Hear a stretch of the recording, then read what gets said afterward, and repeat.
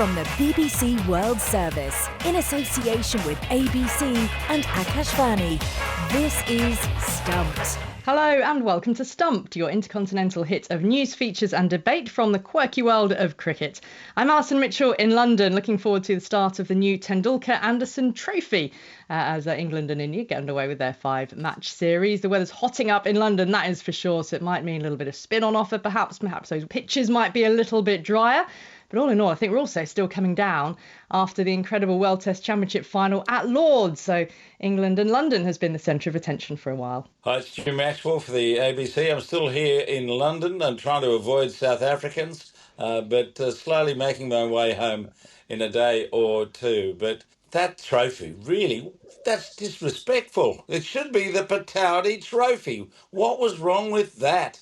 History gets buried too quickly, Charu. Well, I agree, Jim, and I think there is a bit of a pushback on the new trophy naming for one reason or the other. More on that later. I'm Charu Sharma for Akashvani in Baroda, the royal city in the state of Gujarat, where we have a brand new Baroda Premier League. And of course, the country is bursting with these new state leagues, which are a fabulous birthplace for lots of white ball stars, particularly for the IPL.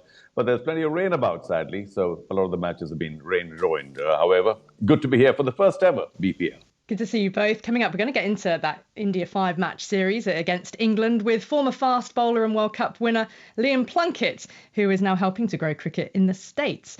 But first of all, yes, South Africa's World Test Championship winning players, well, they're back on home soil. There were massive crowds, I don't know whether you both saw it, that greeted them at Johannesburg Airport when they came through arrivals, carrying the mace, dancing and singing.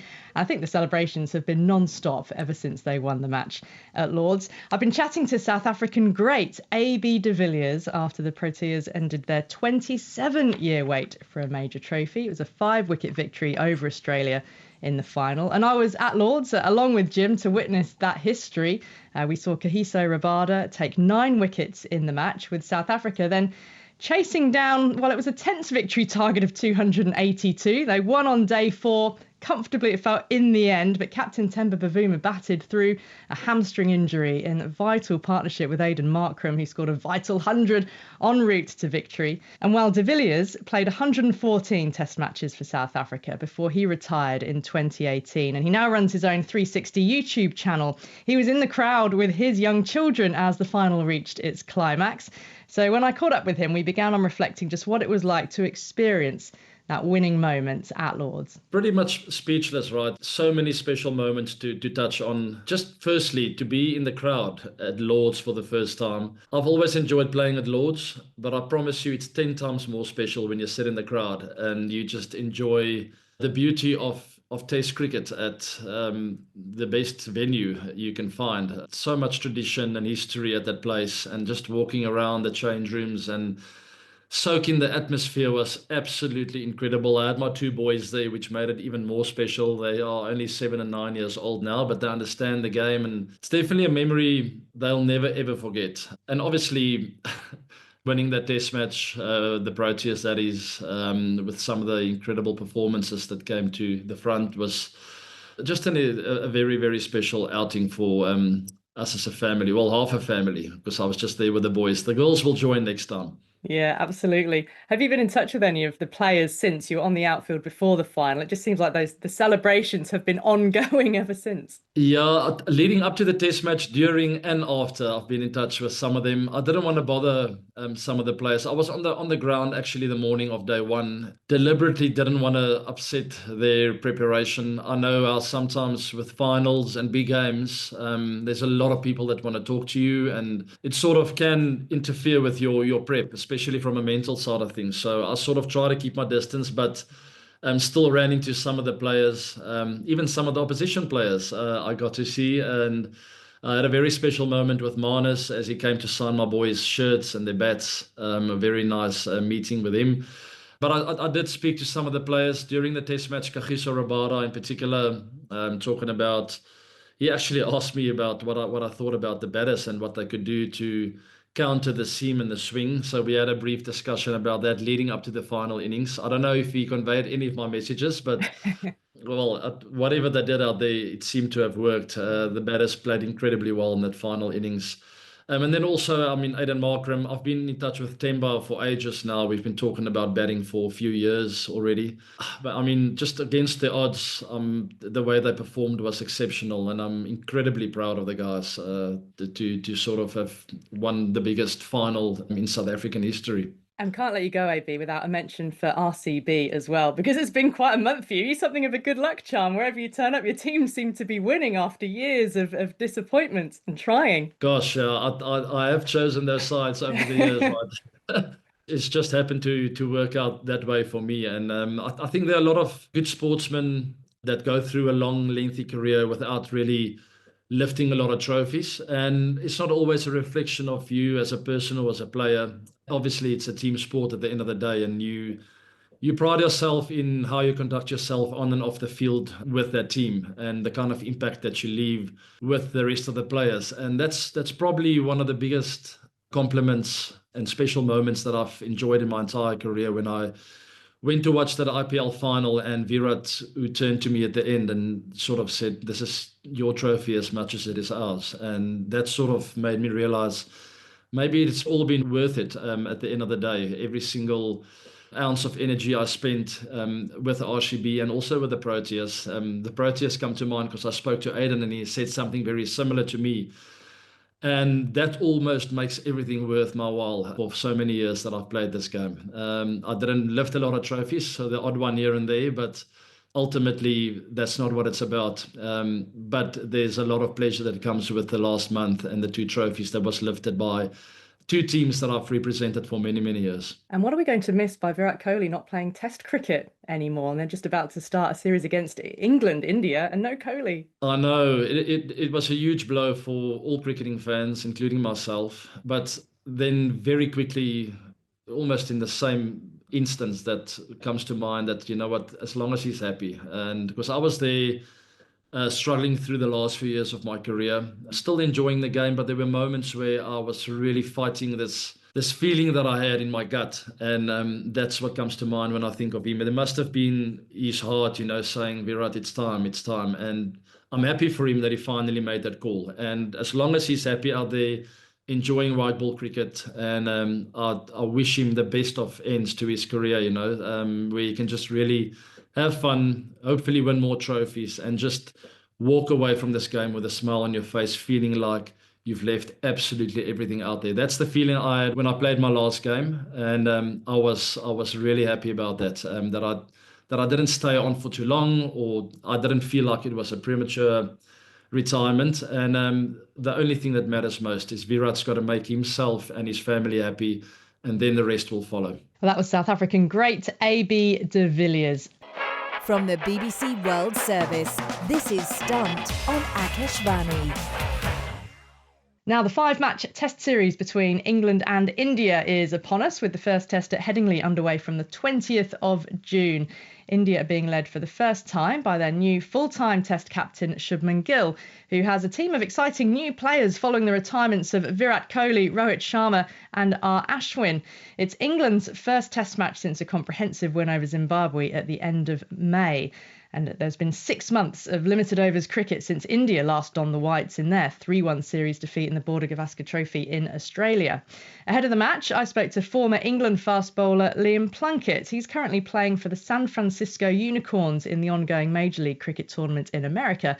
And he began by telling me how that's been going. Yeah, I mean, it's been outstanding. I think if you were the owners or the management, you wouldn't have asked for a better start, 3 from 3, with Finn Allen breaking all sorts of records in the first game. And yeah, it's been good win, dominance fashion, and then a really tight game to finish off. And in the middle, kind of a cruisy game, but a good game. So it's nice as a team to win in all 3 ways. I think the team are very confident. And yeah, to have Orange Army and feel like a home base is exciting, and we're ready to kick on.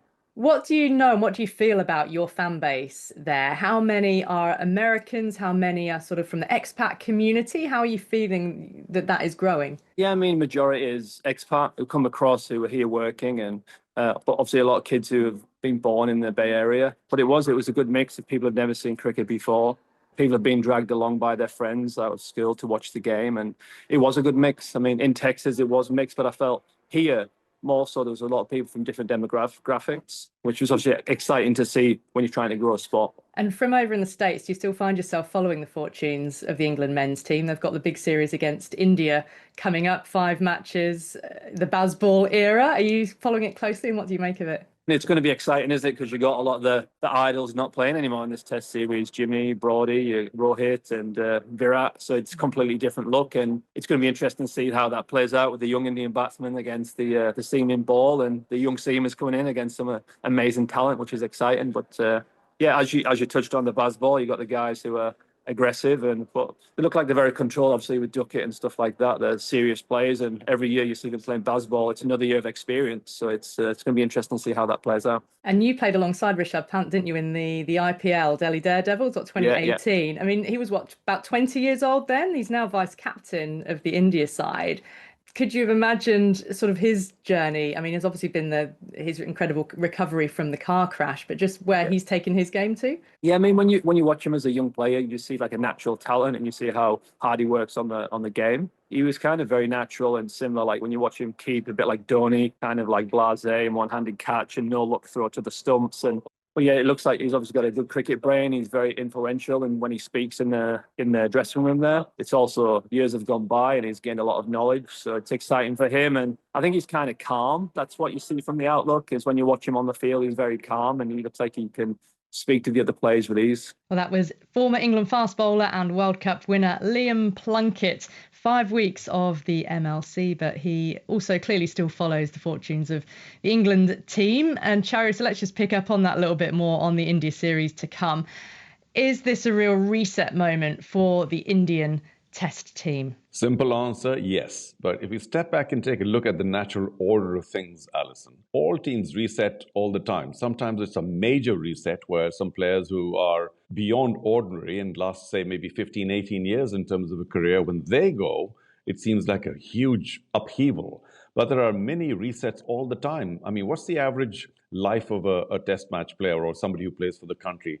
A little bit of kitchen research would probably indicate 5 to 7 years. So there's some resetting happening all the time. And it just assumes a very sort of, high profile when there are 2 or 3 players who played for the country a long time leave.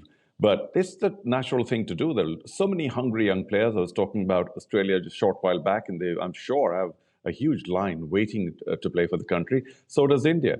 And I don't think it's necessarily indicative of the fact that they'll do badly and there'll be a dip in the Indian Test fortunes before it rises again. I think all these guys who are making their debut or who haven't played too much Test match cricket are absolutely ready. They're hard-boiled. They're professionals. And I'm sure they'll step in with just as much ease as or as much ability as those who are leaving.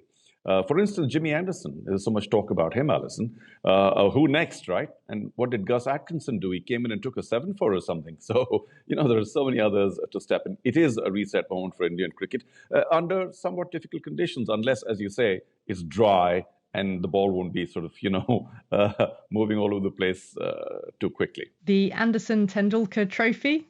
Then you said at the start of the show, we'll come back to that. I gather that Sachin Tendulkar has got involved, actually, and they might now introduce a medal to keep the Pataudi name going. Yes, I think that's the least they could do, because, why shake up a name? And of course, the Pataudi's grandfather and father, or whatever should we say, the 2 generations, were the leaders of cricket at that time. And especially, of course, Mansoor Ali Khan Pataudi, Tiger, what he meant for India at the time that he was the skipper and the lead player for India was massive.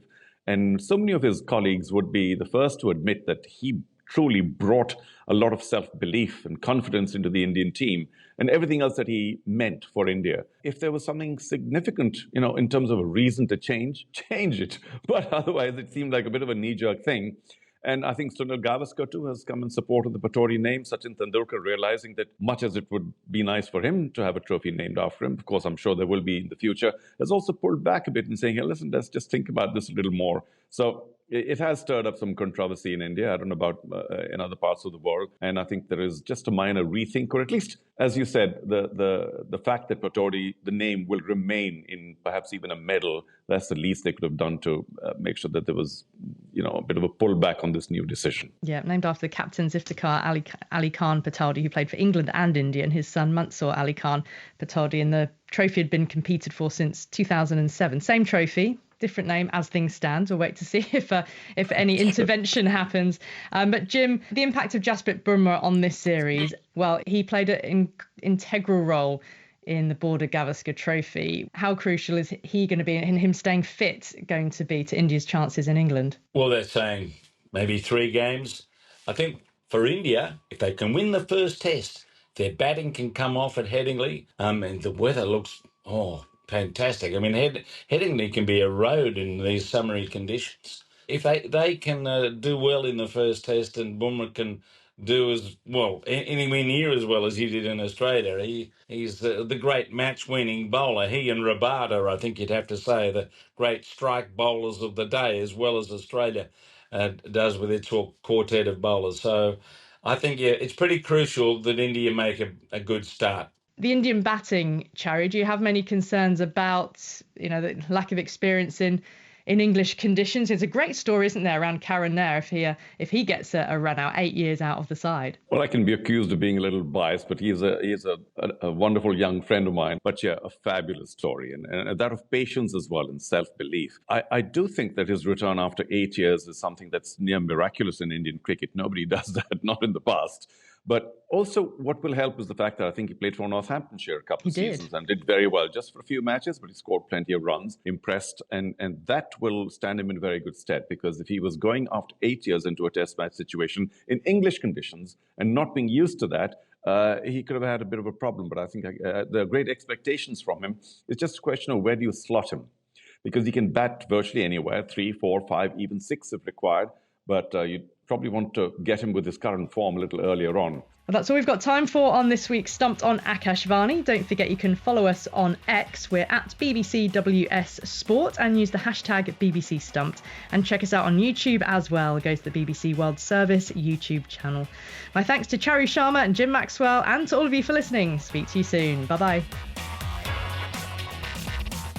Stumped is a BBC Sport production for the BBC World Service in association with ABC and Akashvani.